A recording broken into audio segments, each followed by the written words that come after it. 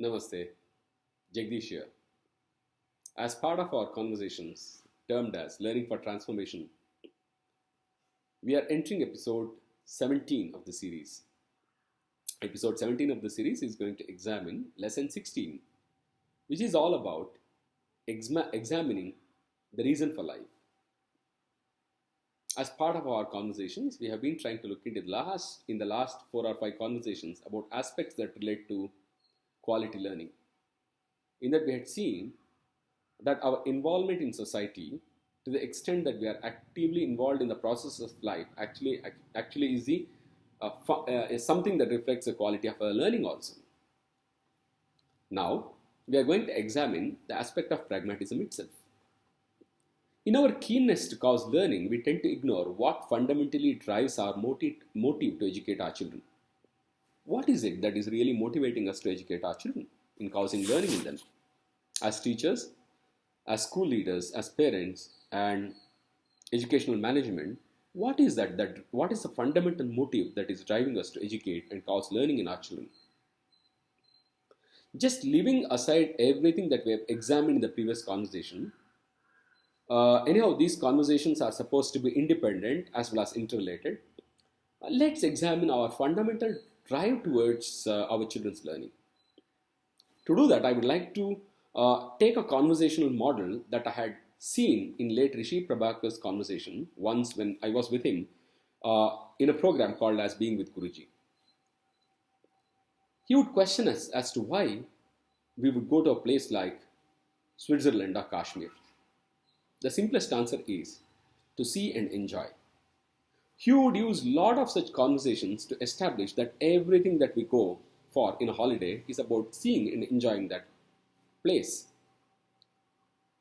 Having questioned these preliminary questions, having completed these preliminary questions, he would come to the ultimate question. He would follow up with the ultimate question. The question was, why have you come into this earth? The same answer applies, to see and enjoy. And I have had an opportunity to ruminate on this see and enjoy, and that has been very helpful to me, at least, in looking at what learning is all about. This conversation is probably an expansion of the earlier notions about pragmatism that actually shapes our life. So the important question is, how do we help our children see the very desire of the world and hence the process of making sense of it? That is what is learning. To be able to examine the world, to see it and make sense of the very design of the world is what actually is learning all about. If our children are able to discover this fundamental act of life in varied forms based on their age, beginning even before their conception, learning takes shape ergonomically and organically. So the key word here is to discover the fundamental act that's driving all our lives. What is the fundamental act that is driving my life? I have to become autobiographical here. One question that has always dominated my experience of learning in life is this, which used to be a question that used to be there even when I was in 3rd standard. The question is simple. Who created the world? And the simple answer was God. God was an easily accepted hypothesis that explained most of the things. It rained because of God. We had all the things and variety here because of God. So who created God?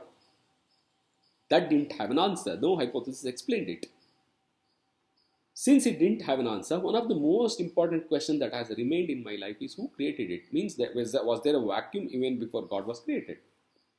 This inability to transact with vacuum has actually defined all my learning since then. So whatever maturity I am able to exhibit here is nothing but whatever maturity I could sense when I was just 6 or 8 years old. And this was the fundamental question, the Bija Mantra, the seed question that has emanated into all my evolution, my understanding of life. And that also is something that relates to the way I relate to all my other processes also, including business. Nothing is accepted because it doesn't appear to define it. Now, discovering this fundamental aspect is an important question that happens when we start examining these two things.